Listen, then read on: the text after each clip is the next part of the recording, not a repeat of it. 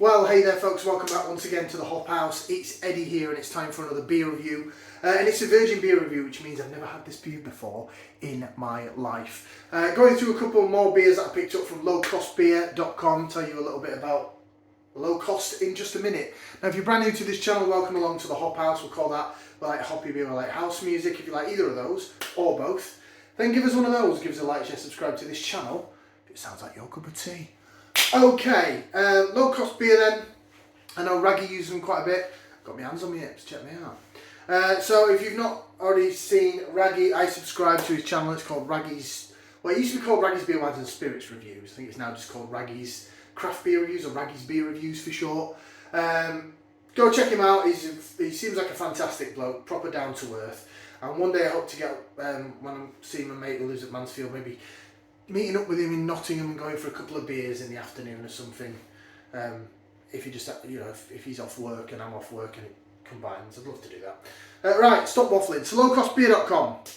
They're a website. They're a bit like, think of them as like the online home bargains. So when you go into home bargains, you go down the alcohol aisle.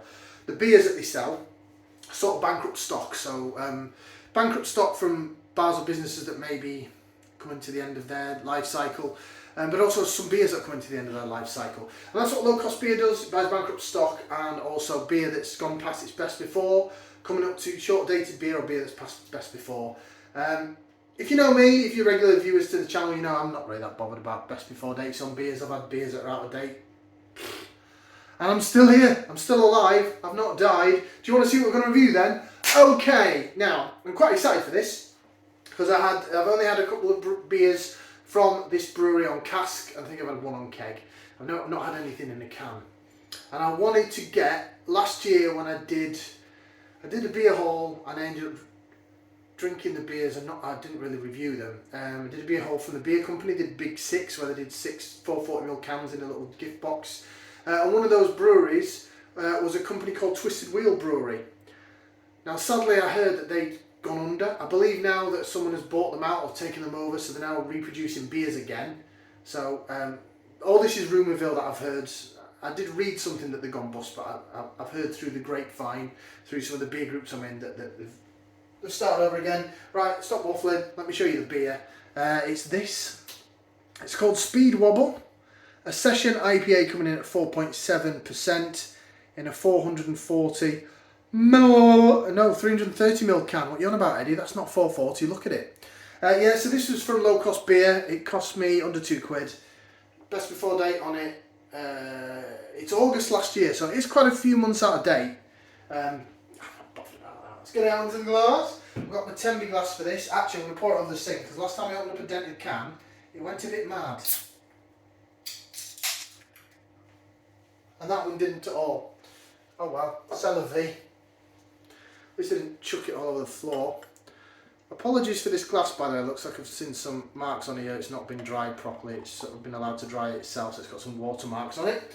I guarantee you it's clean now. So there's your beer in the glass. This has come out of my beer box, so it's cold, so there's a bit of chilled haze on it. I've not had to refrigerate it.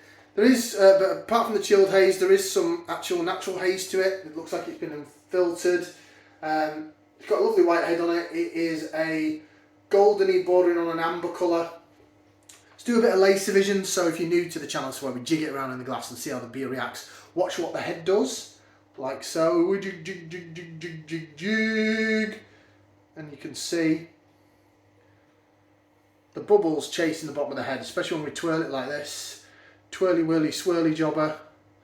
I love this. I caught my magic trick in beer. Well, not my magic trick, the magic trick in beer. Looks alright, doesn't it? Looks good. I'm quite pleased with that.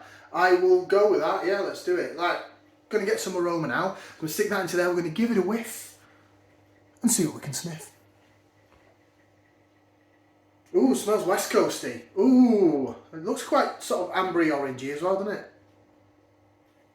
Ooh, I'm getting like a burnt caramel, sort of sweet caramel malt that you'd get in a West Coast IPA. So we're talking West Coast of America here, not West Coast of the UK. So West Coast of America, I mean the Americans reinvented IPA.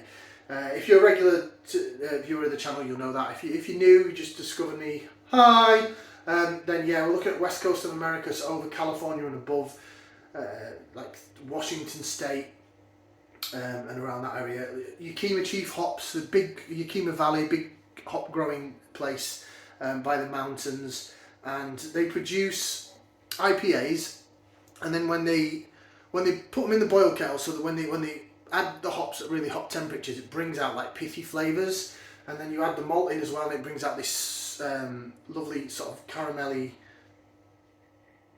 burnt caramel sweet smell that I'm getting here. I'm getting a little bit of pepperiness and a little bit of hop-wise, some burnt orange, like a little bit of pepperiness and some pine, which is sort of what you'd expect with a West Coast IPA. So the idea is when you taste it, it goes wah, and it's really bitter down the sides of your tongue, and then it just sticks at the back of your palate, like back of your throat, and it just stays there for ages. It's really bitter. It's lovely. Right, I built this beer up now. I hope it's good. Bottoms up, down the hatch. Let's try it.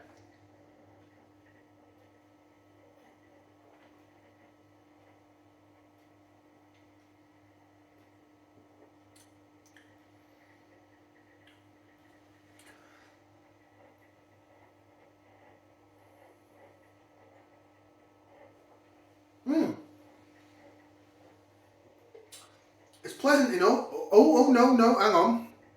There's the back end. I was wondering.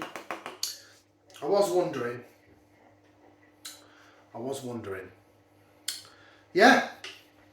It's making me go, which is a good thing. It means I want more.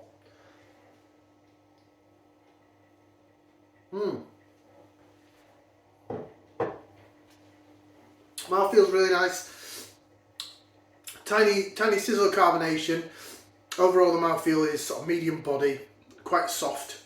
It's a nice drink to have in your mouth. You definitely get all that sweetness down the middle of the tongue. It is more sweet at first, and then it slowly creeps in, and you can feel it. It's going down the sides of my tongue now, and it's coming to the back of my palate, and it's that pine needle. Now, I will say, yes, the best before on it was August last year, and you know, those that are a lot more knowledgeable about beer than me do say hops fade fast and this, that and the other. Probably the hops have faded, but they're still there. They're still there, and it's still making me now. It's like slight little bit of pepperiness, but some pine needle. Not quite as in your face as grapefruit, but it's got something about it that's making me go. And when I do that, as well as it almost sounds like a horse clopping on the road, like Monty Python. It does make me want to drink more beer. If I make that noise, my missus shouts at me. She hates it. But I'm like, oh, that's really good. I want some more. So I like it. It's good. I thought it would be. Twisted Wheel pretty good. Yes, it's a dinted can. Yes, it's out of date. Let's see what it says. So, beer contains gluten. Ingredients: water, barley, oats, wheat, hops and yeast. 4.7% on the ABV. This beer is unfiltered, unfine and unbelievably good. Always store cold and drink fresh. Sorry. Malts: best ale pale malt. Shouldn't that be best pale ale malt? Caramel, definitely getting the caramel from the caramel. Torrefied oat and wheat. And the hops are Citra. The hops have definitely faded if they're Citra, but I am getting the sort of pininess at the base. More piney than I would have probably said, because there's so much sweetness from the malt. I would have thought it'd have been more mosaic than Citra, but it's a Citra beer.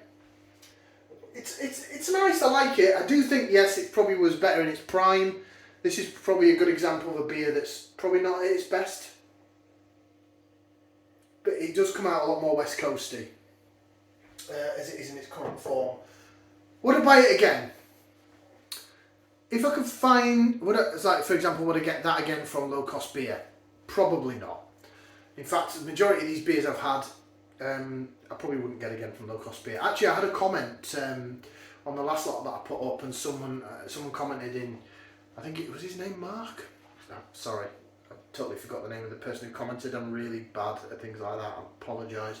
But he did say, I like your reviews. you know, your channel should get more views, blah blah blah. But you know, you're basically reviewing outdated beer that nobody can get anymore. That's sort of substandard because a couple of those first cans weren't great. And he's like, you know, maybe you can do better than that. I mean, it's the first time I've ordered like a batch like that from Low Cost Beer. Would I do it again? Depends what they have. They've not overly wowed me. They've been okay, but they've not been fantastic. That, however, is good. It gets a thumbs up. I would buy it again. Maybe not in that form. If they re-release it with and it's fresher, I'd love to try it again.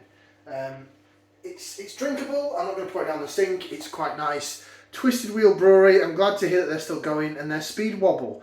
It is a Session IPA at 4.7% with Citra. Thank you very much for watching. Like, share, subscribe. We'll be back for some more beer reviews right here on the Hop House. Ciao for now, people. Ta-ra.